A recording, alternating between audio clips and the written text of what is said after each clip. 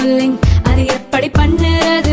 காலையில் எழுந்ததும் எதுவும் சாப்பிடாமல் இதயம் வளத்தை வாயில ஊத்தி நல்லா கொப்பளிக்கணும், அப்புறம் அதை துப்பிடணும். இதுதான் ஆயில் புல்லிங்.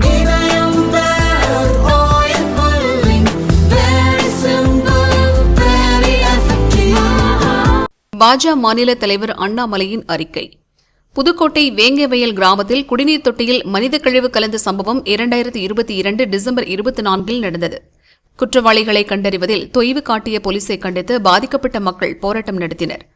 2023 மார்ச்சில் ஓய்வு பெற்ற நீதிபதி சத்யநாராயணா தலைமையில் ஒரு நபர் ஆணையம் அமைத்த ஹைகோர்ட் 3 மாதத்தில் அறிக்கை தாக்கல் செய்ய உத்தரவிட்டது. 2023 செப்டம்பரில் ஒரு நபர் கமிஷன் இடைக்கால அறிக்கை தாக்கல் செய்தது. அதன் பின்னும் வழக்கில் எந்த முன்னேற்றமும் இல்லை என ஹைகோர்ட்டில் முறையிடப்பட்டது. கடந்த ஆண்டு ஆகஸ்ட் 3க்குள் இறுதி அறிக்கை சமர்ப்பிக்க சிபிசிஐடிக்கு ஹைகோர்ட் உத்தரவிட்டது. ஆனால் அறிக்கை தாக்கல் செய்யப்படவில்லை.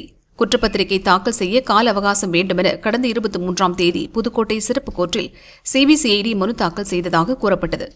அதே நாளில் ஹைகோர்ட்டில் பொதுநல வழக்கு விசாரணைக்கு வந்தபோது கடந்த 20ஆம் தேதியே புதுக்கோட்டை சிறப்பு கோர்ட்டில் 3 பேர் மீது குற்றப்பத்திரிகை தாக்கல் செய்யப்பட்டதாக தமிழக அரசு தெரிவித்தது. 20ஆம் தேதியே குற்றப்பத்திரிகை தாக்கல் செய்திருந்தால் 23ஆம் தேதி சிறப்பு கோர்ட்டில் சிபிசிஐடி அவகாசம் கேட்டது ஏன்?